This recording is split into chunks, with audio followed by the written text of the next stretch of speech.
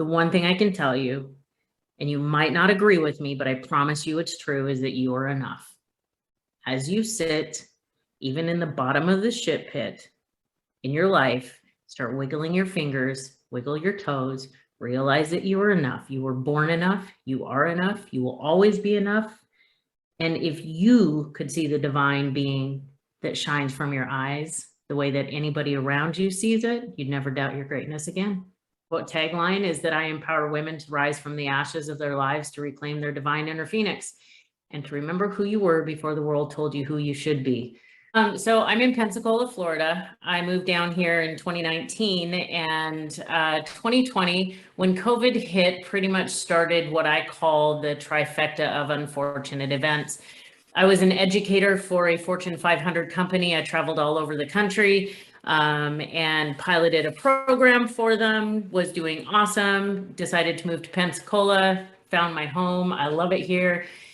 So 2020 happened and I got put in my house, which for those of people that know me, I'm very outgoing. I don't like to be stuck in a house. The worst thing you can ever do is make me do paperwork. And in 2020, they said, the company was like, okay, so we're going to do this. And we had conference calls to talk about a conference call, to schedule the conference call about the conference call, and reports and spreadsheets and just shit that, oops, can I say that? Okay. This is real talk, no filter. So yes. Oh, good. No filter. Okay, good. Okay, good. I always have to ask that. I saw the non-filter and I was like, I hope that means that I can say bad words. Yes, you can. Oh, good. They're not bad words. They're sentence enhancers. There you go. So when that happened, I got stuck in my house and my attitude got pretty shitty. And I was clashing with some people. And so July 11th, I decided, you know what? I'm going to take the day off. I'm going to go out on my friend's boat. And so we were out on the boat and I fell and broke my wrist in 3 places. Ouch. So that was July 11th. And to say that my attitude got worse is an understatement. Yeah, so then so July 11th, I broke my wrist. August 27th, so a couple of days ago, 3 days ago, it was the 1-year anniversary of getting fired. They decided that my attitude and their vision of the company were going in 2 different directions, and couldn't really argue with that. And then September 15th, Hurricane Sally came to town. And if you've never been in a hurricane, I don't advise it. My heart and my prayers are going out to everybody right now that are in Louisiana because Hurricane Ida hit yesterday. We in Pensacola aren't getting the brunt of it, thank goodness. But when Hurricane Sally came, I ended up with 3.5 feet of water in my house.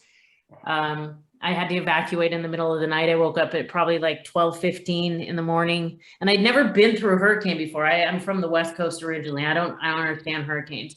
But I got up in the middle of the night. I thought, what is that noise? And I stood up and my feet hit water in my house. Wow. And if that doesn't strike panic and terror into your heart, not much does.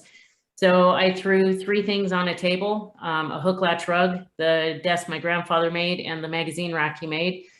And I lost everything else because when I moved down here, they said, yes, you need flood or hurricane insurance. So I said, cool. Does it cover everything? They said, yes. But they didn't tell me it didn't cover flood. So I lost everything. And in that, people are like, oh my God, Julie, that's like the worst thing I could possibly imagine. And yes, it was horrible. I had to borrow a pair of flip-flops to go to my mom's birthday because I lost literally everything that I owned. But through that, I have gained more. I had entered a contest before the hurricane started. This lady, I saw her on Facebook.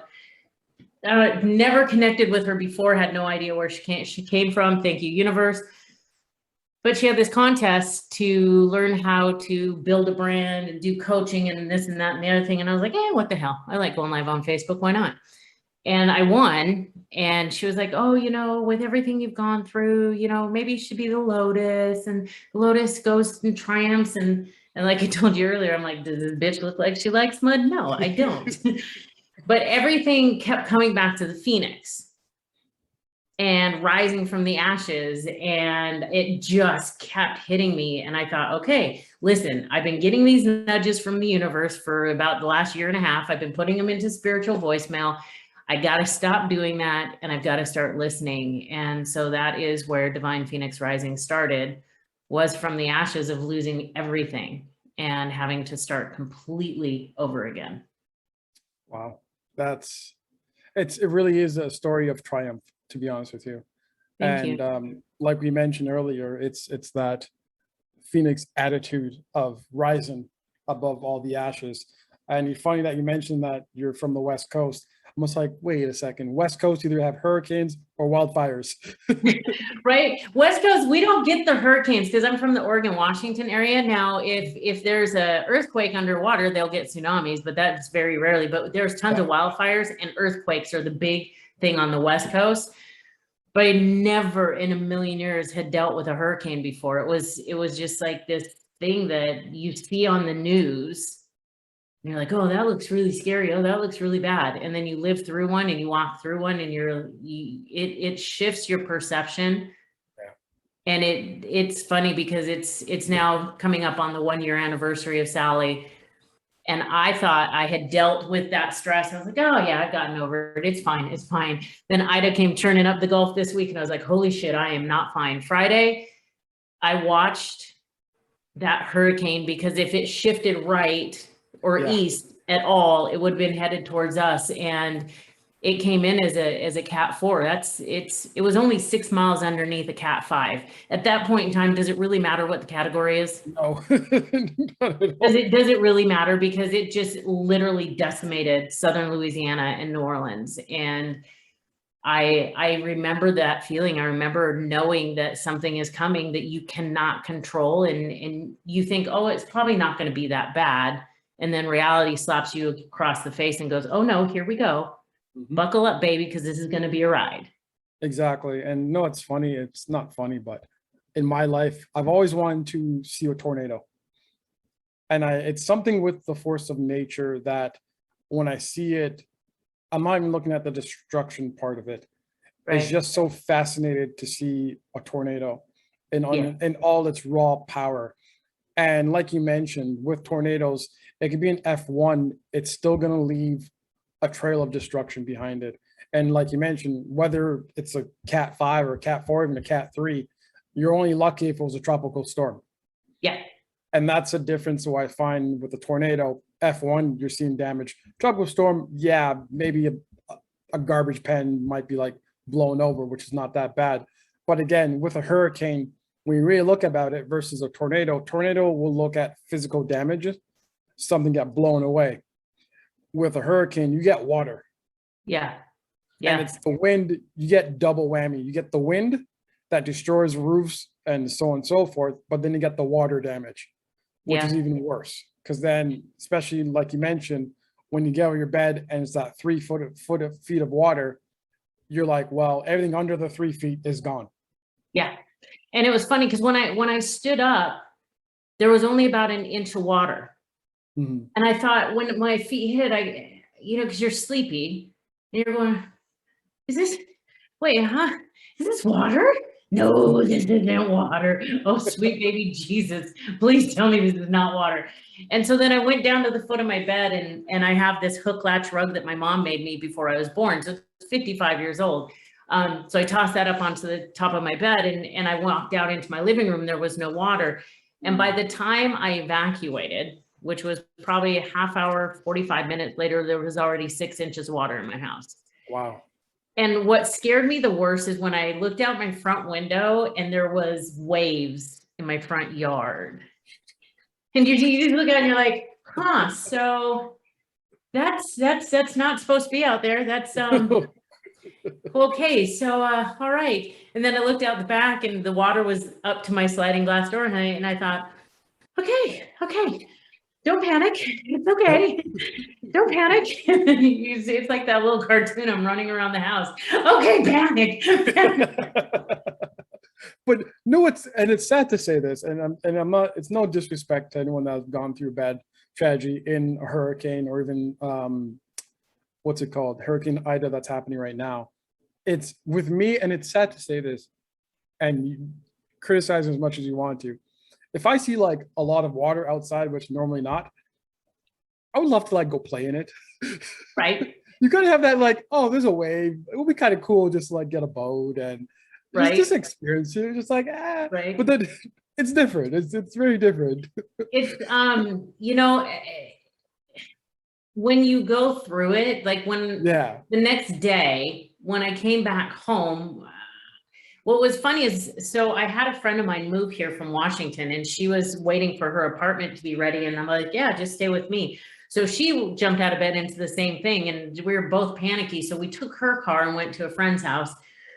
And then I was sitting there and I looked at her, I'm like, holy shit, we got to go back to the house. I need to go get my car. So by that time, it's now about 1:30, 1:45, and she's getting ready to make landfall. So we drive back over here and we walk to the house and it's about 80-mile-an-hour wind, 70-mile-an-hour wind. So you're just hunkered down, wading through feet of water.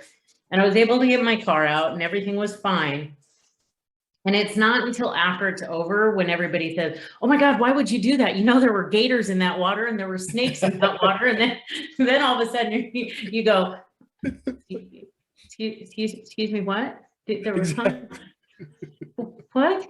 But in the midst of it, you don't realize it. And so I was kind of bummed because when we got here, when I came back Wednesday to go through the house and actually come back, there was only about a foot of water left in the house when I came back. I don't know where all that water disappeared to, but it disappeared to. But somebody said, oh, you just missed it. There was a gator going down the street. And I was like, what fucking alternate reality am I in that Exactly. all of a sudden my neighbor's like, oh, hey, you missed it. There was a gator going down the street. I mean, I can laugh now, but seriously, David, in the midst of it, I mean, I had a broken wrist. I had lost a job where I made a very, very good living and I had no backup plan. And I thought that, okay, well, I'm just going to jump back in the corporate world and I'm just going to push through and I'm going to make it happen. And I'm just going to go, not realizing that we're in the middle of a pandemic. So the job that I did didn't even exist for other companies. So it was really about rediscovering, okay, so if I can't do this, what does your heart tell you to do? What do you want to do? And that's where this came from, is because being an educator for the last 10 years and speaker, the other thing is I have 32 years of sobriety as of yesterday. I totally forgot. I was like, oh shit. I had 32 years of sobriety yesterday. I was a little bit more focused on Ida. So, I mean, but this isn't the first time I've lost everything in my life. It was the most recent and the hardest one that I've been through because I mean, I had so much sobriety, but this almost took me out. Almost took me out. If it had been just one thing, like I had just broken my wrist, okay, that's one thing. But to break your wrist, get fired, and then lose everything you own within not even a 90-day period has a tendency of rocking your world in a way that is very eye-opening. Yeah. There were, you know, I joke about it and I laugh about it and I talk about the Phoenix Rising, but there were many days curled up on my floor being absolutely paralyzed with fear and terror because I didn't know what I was going to do. You touched base on something that I think also push you through those moments, because you mentioned 32 years of sobriety.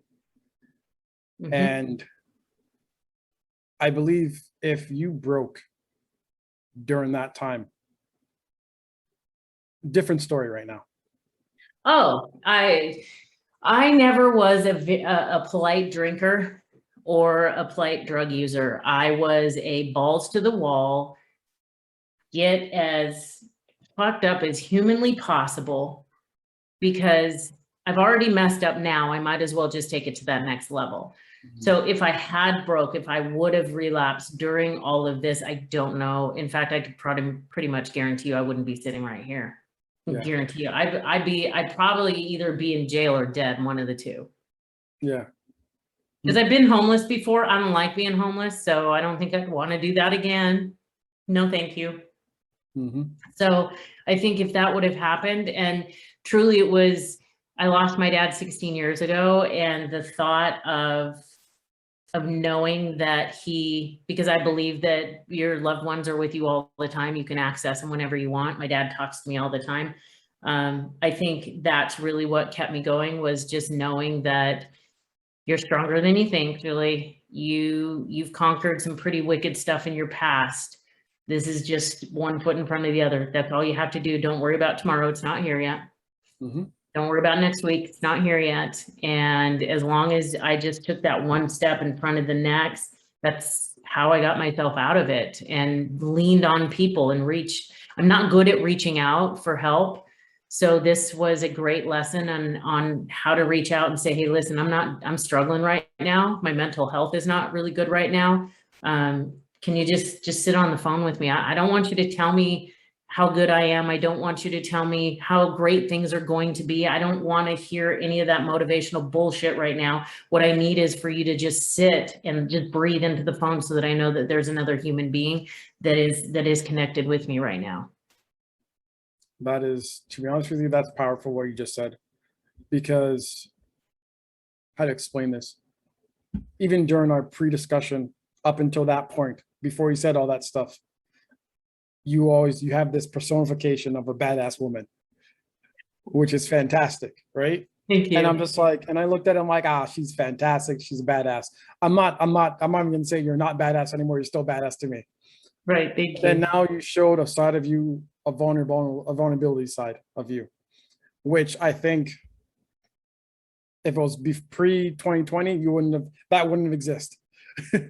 Right? I think I've learned more through this about being vulnerable, sharing my story. And when you are vulnerable and when you tell people things like that, I think it's extremely important. It is also me handing you a knife and saying, here's the knife, here's the weapon on how to hurt me. I'm trusting you not to use it against me. Very true. And some people have picked up that knife and done a slice and dice on me, and that's okay. That's not my journey, that's theirs. I will continue to be vulnerable. And I think that that's one thing you see all these, whether it's a coach or whether it's a celebrity, or you see all these highlight reels of people and you don't get to see the point where they're literally laying on the floor and just sobbing because they don't really even know, I don't even want to get up today. There was days where I don't even think I brushed my teeth. Like, I wouldn't take a shower because really, fuck it, why take a shower? I'm not going anywhere. I'm not doing anything. I don't have a job. And I would have those days. I called them my Bridget Jones diary days, where, you just want to sit and cry and eat ice cream and have one of those days. And then I would have a scream session, scream therapy. I'd grab a pillow and just scream as loud as I could into the pillow. And then I'm like, okay, so that was a moment. Now it's time to get up and take a step forward. I don't have to take a big step. I just have to move. I think so often people are like, oh, well, just take that next step forward. If you're in paralyzing fear and you don't know what to do, sometimes you can't even take a step. Sometimes you can't even shuffle. Sometimes it just takes moving your fingers and your toes to realize that, okay, there's movement. Okay, I'm breathing. Okay, there's movement and I'm breathing. I just have to get through this next moment, and I'm gonna be okay, and just get through that next moment and the next moment and the next moment. And I like what you said, because I 100% I agree with you. I think I'm not going to discredit the counselors. I'm not going to discredit any coaching and psychology as well. And even the people that are in our lives as well. But at some point, like you mentioned, you or us as human beings, we know what we need at that time. And that's all we need. If it's just someone on the phone, just breathing and not saying anything, that's it. Yeah. If I don't want to talk to you, leave me alone. Let me do me. Let me find my own healing, my own counseling for myself. And like you mentioned, if it's just a wiggle in the fingers, if it's just that slow movement, if it's just, hey, wrapping up in a blanket, watching some Netflix, eating an ice cream with like a hog and dog, whatever it might be, that's how we feel. And that is what I think they say it's soul food. Mm-hmm. It's something like that. It's soul, we are nourishing our soul. Yeah. And I believe that we have to do that a little bit more. Therefore, we could actually heal ourselves internally and prevent things like mental health from happening, to prevent things from depression from happening and such. So I honestly believe that we should look more internally healing because I think at the same time, until we accept our situation around us, until we accept our trauma and things that we've gone through. As soon as we do that, then that I think is the first step of accepting our situation. Therefore, then we look internally. Then we could then outsource and look out for network and look out for the coaching, look out for the psychology to help us then take the next step. Because honestly, we already took that next step by reaching out to others. Yeah. Sorry. We took our first step by realizing that we accepted that okay, I'm putting a phoenix in a Finnish perspective. We took our first step knowing that one, we're in the flames, in the fire. Yep. Our second step is now accepting that we are in the fire. Yep. The third step is now saying that, guess what? We're not going to let the fire burn us, but we're going to rise above the fire. So like I mentioned, out of the ashes is born the phoenix. Yep. From that, then we could then go on and then say, okay, let's show everybody what a phoenix really looks like. As in, look at, hey world, I've gone through a lot of stuff inside. Now, what can you offer me to make me look better, right? To be better. Yeah. Let me find that ground support. Yep. And the Phoenix, somebody had asked me why I chose the Phoenix, and I, the people can't see, but behind me, I have this monster Phoenix on my wall. And to me, the flames of the Phoenix don't burn you. They burn everything that doesn't serve you. So as you're going through a transformation, if you allow the flames to burn that which no longer serves you, then the truth and who you are at your core is revealed.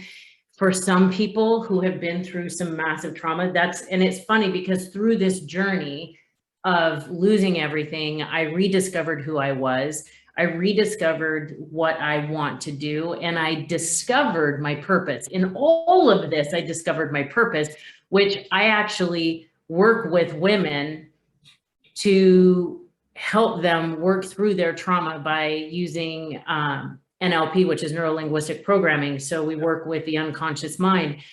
And so going through my own healing journey, I have realized that the more that I allow that fire to burn through which no longer serves me, the more I have to be able to stand in my truth and say, okay, yeah, this was rough, this hurt, this sucked, and I can heal from it. And there's ways and there's people that want to help.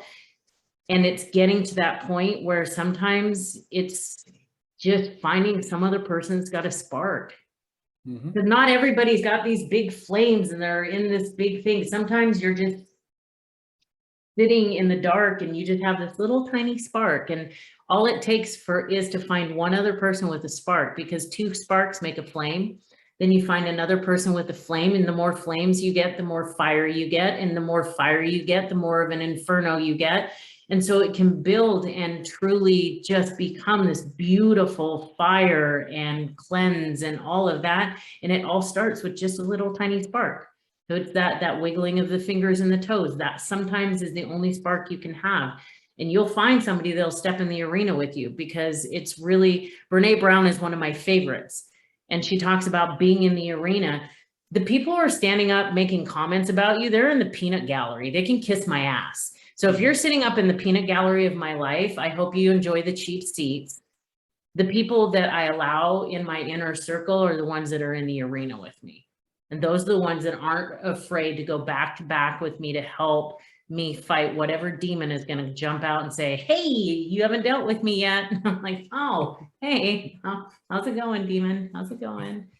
Hey, how are you? Got my friend here. She's got my back. Okay, cool. Now I can deal with you. Because until you stand in front of the walls of your demons, and we all have to do it, if you want to get to that next level in your life, whatever that next level is for you, it might be just being able to be out in public, whatever that next level is for you, you have to stand in front of your wall of demons and you have to pluck them out one by one. And I just envision myself plucking them out, and almost like from the movie, The Little Mermaid, where the poor unfortunate souls are on the bottom. Yeah. She plucks them out. I think of that, and I think of my demons like that, and I just pluck them out, and I visualize. throwing them into the Phoenix and them burning up and being able to reach that next level. But until you've gotten rid of the demons at this level, those devils will stay around. And as soon as you get rid of them, you go to your next level and there's going to be a new one standing there going, hey, we've been waiting for you. Oh, yes. And it's an ongoing journey. People think, oh, well, I've healed. I'm going to go to the next phase of my life and I'm good. Well, if you've ever played a video game in your whole entire life, when you go to the next level, there's going to be one little sucker there is going to try and take you out.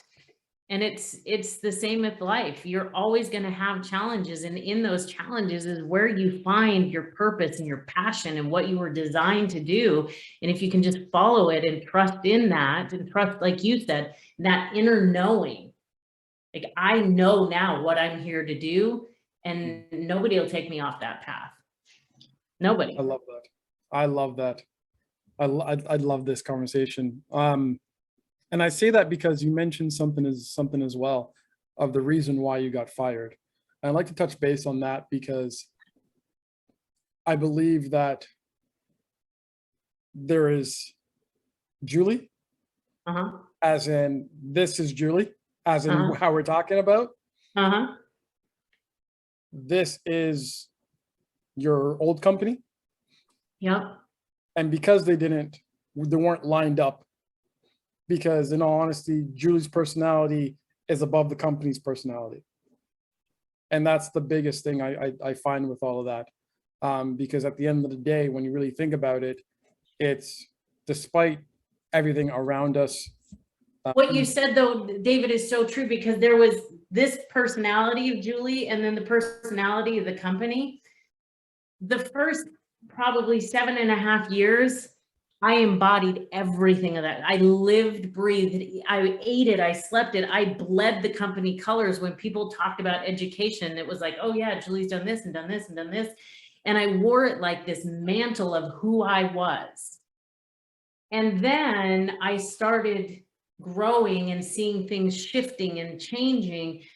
And the one thing that everybody told me was, Julie, you need to know your audience. You can't talk like that to everybody. You have to do it this way. And it was that trying to put that cage around. And I don't do well with that. That's why I never joined the military. I'm like, wait, you're going to tell me what to do it all the time? Yeah, no, I'm not signing that line because I don't like being told what to do. So that started that where the person, Julie, ended up being too much for what they were doing. The difference is now is that I can own my shit. Yeah. When I first got fired, it was their fault. It was everybody's fault because they didn't understand me. They didn't want to do this. They didn't want to do that. And it's the same as being in a relationship. You know, you have women out there that are like, oh, all men are dogs. All men are dirty, blah, blah, blah, blah, blah. So what was your part in the demise of the relationship? Takes two to tango in every situation, in any relationship that you have. Of course, you're going to have people out there that are shitty human beings. However, you chose to be in that situation. So you have to own that part of what was your part in the demise of the situation, whether it's a job, a relationship, a friendship. You have to own your shit. And it took me going through this to learn how to stand up and it took me forever to even say that I got fired. I didn't tell people. Yeah. I wouldn't tell them. I was embarrassed. I was humiliated. And now I'm like, yep, I got fired. But you touched on something that I would like to touch base on is you said that this is how Julia was. But at the same time, when you look back on that, is that what Julia is? No. Despite you putting on that stuff, you conform to the company. Yep, I did. And it's great. I'm not saying don't conform to the company. I'm saying what I'm trying to say is, yes, you have to sometimes follow the mission statement. Yeah, you follow the missions, you follow the values of a company, which is fine and dandy. But we have to all find a company which does not hinder who you are personality-wise. And I think for me, I was going up as far as positions because at first, you know, I was a stylist and then I was an educator and then I became where I educated all over the country, and then I became a corporate educator. And so now when I started as a corporate educator, it was like, Julie, you can't cuss in class. And I was like, oh, I can? Oh, okay. All right, I won't. But then you get to that point where you really have to conform, because the higher you go, in a company, the more you have to have that corporate mentality, I guess, and you lose, I think you have to temper whatever personality. And for me, I have a challenge with tempering my personality. I will tell you hands down, my personality is my greatest strength. My personality is my kryptonite. Mm-hmm. Because it is the one thing that will get me where I want to go. It is also the one thing that will destroy me when I get there. Makes sense. Yeah, makes perfect sense. And it's funny that you mentioned that, because I think once you go higher in a business or in a corporate world, there are, again, it goes with those mission statements and the values of the company. And then you become a face of the company. And I'm saying, I'm like, it's great to get up there. I'm not saying it's something that's bad. Absolutely. But at the same time, does your personality match that? And if it doesn't match that, now you're thinking, okay, do I want to conform to something that I'm not? Yeah. And once you do that, it's just like, okay, every day you start hating going to work. Every day now it's just become a challenge and a struggle. You start calling in sick. You start making excuses. Oh, how come this? And well, that person, you start pointing fingers at this person and that person. Yeah. And then you start deflecting, not realizing that, hey, it's not the company that's bad, and it's not, I'm not doing anything wrong. It's just that, guess what? Now that I realize that we're just a mismatch. As you mentioned, in relationship, it takes two to tango. It's that, okay, it's not the company, it's not Julie, or i.e. it's not me, or it's not the company. It's just the fact that, hey, I realize, and I'm maturing in a sense, that guess what? I've gone through too much stuff through my life. There's other work out there for me. But right now, this is just not for me, and I can't do this for the next 5-10 years. Yeah. So it's not a bad thing. No, it's not a bad thing. And what's funny is David, if you would have told me that this was going to happen, I would done anything to make it not happen. Yeah. Because I loved what I did, because I had allowed it to become my identity. I had lost myself in the journey. And then when I started finding myself, and when I started using my voice, albeit sometimes in not quite the best ways, once I started using my voice, though, I started realizing, and I started getting those nudges from the universe to say, hey, listen, Julie, there's something more out there for you. And I kept hearing it. And I'm a huge believer in the universe and signs, and that I think that the universe gives you signs, and it's up to us. It starts as a little whisper, like, hey, I got it. We ignore it. And then it becomes, hey, hi, how are you? I got something for you.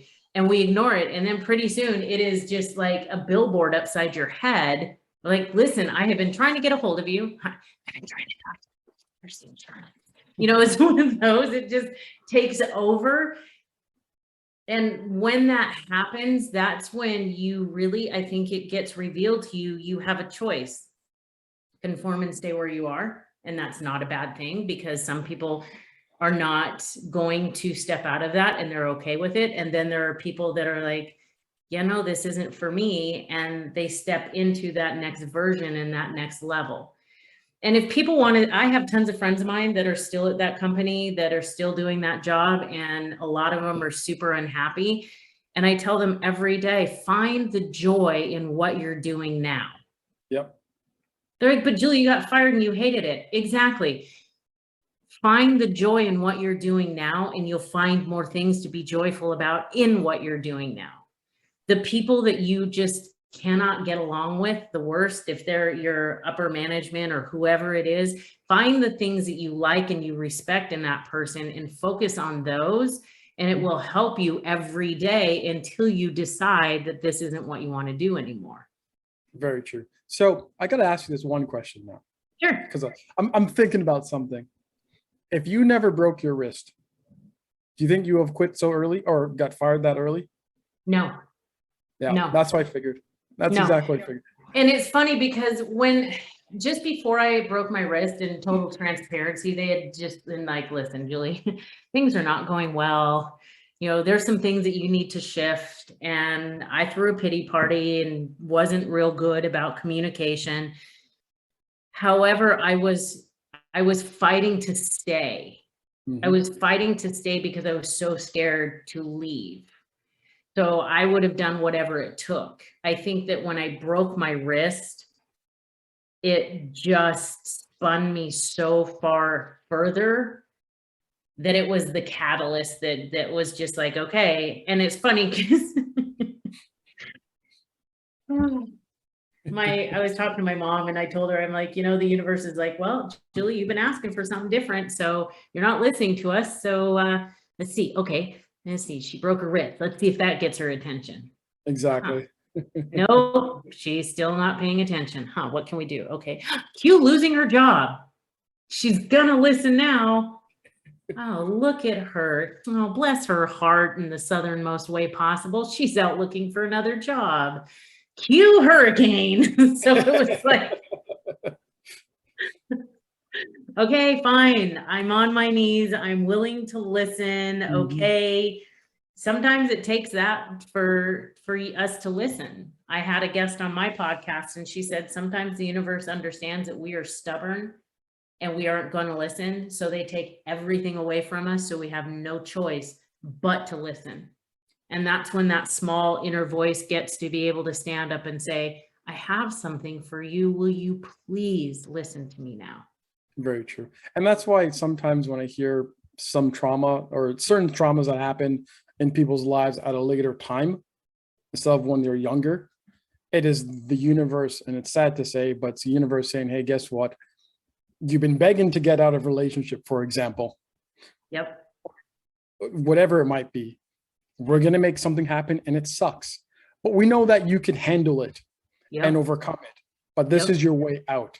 And it's really up to you at that point to say, okay, I'm going to find a way out. Because if you stay in, let's say, a toxic or abusive relationship and the universe is knock on your door, I don't think the universe will knock on it that way next time. It might be knock on it, you're in the hospital. Yeah. Until you realize that, hey, something's not right. Yeah. And our bodies are the same way, like with stress. Yeah. I have a friend of mine, we were talking, she runs stress workshops and I'm running one coming up, and we were talking about it. It's like your body gets to a certain point and it starts telling you, hey, you get a twinge in your knee, or, you get a little blip, your heart rate changes a little bit. And it's your body saying, hey, listen, you need to go check this out because something's going on. You're too stressed. Yeah. And then it's the same thing again. It's gonna talk to you again, but instead of whispering, it might be strongly suggesting something. And the finality of it is you're gonna end up in the hospital. Yep. And that's where disease comes from, or what I call dis-ease. That's where your autoimmune diseases and your cancer and all of that stuff, all of that toxic stuff is stored in your fat cells. People don't realize that. And, unfortunately, I have lots of room for all that toxicity to stay for a while, but it's the more that I work on me and the more that I work on healing and the more that I work through the trauma and accept the responsibility for the things that have happened in my life and understand that the journey has brought me to where I'm at. Not only do I shed the emotional baggage, but I've shed the physical weight. All of those things are all tied together. And if people would realize that sometimes it takes that nasty wake-up call, that car accident or that heart disease or that diagnosis of the big C or whatever it is, sometimes that's the only way that the universe has to get a hold of us, because we are just not answering the phone. Very true. Very, very true. What's your podcast name? Be the Phoenix of your own life. Excellent. I'm like, I have to be Phoenix being on this slide. I wasn't sure what it was about. Most of my clients are women. Like if somebody is to say what's your quote unquote, Mm. because I think that, and it doesn't really matter whether it's men or it's women. The one thing that I'm learning is that from a very small age, like for women or for girls, usually the first toy we're ever given is a doll. And our parents tell us, take care of the baby, take care of the baby. Oh, does the baby need to be fed? Oh, does the baby need to be changed? And so you're taking care of something out front. And with boys, you're given a truck, or you're even given, like, you know, GI Joe, and you're out taught to fight. And so all of a sudden everything is outside of ourselves. So as little girls, we're taught to take care of everybody outside of us. And as you're growing up, you're taking care of your doll, then sometimes it's your siblings, and God forbid if you're in a toxic family, you're taking care of your parents. Never once are we ever taught how to take care of us. We're not taught how. Self-care is, oh, I fucking hate that statement. Self-care is not massages and manicures. Self-care is radically looking at where you are in your life, who you are, and deciding, is this is the skin that I'm in. How do I make the best out of the skin that I'm in? Because you're a divine being having a human experience. You're this divinity in stardust wrapped up in a meat sack. It's really about, you get to choose what you want to do. And are you choosing truly what resonates with your soul, or are you just going along because that's what you've been told what to do your whole entire life? I love that. I love that. That is amazing. To be honest with you, that's like a golden nugget. And I love to be honest with you, like end it with golden nuggets. Awesome. So if you want to add to that, I'm more than willing for you to add. If you just want to end it with a golden nugget, I love the golden nugget. One last golden nugget. Excellent. So whoever is listening to this and you are stuck in the shit pit of your life right now. I'm not going to say anything else, but I'm going to say this. It's Chainsaw Phoenix and the Divine Phoenix. We're out.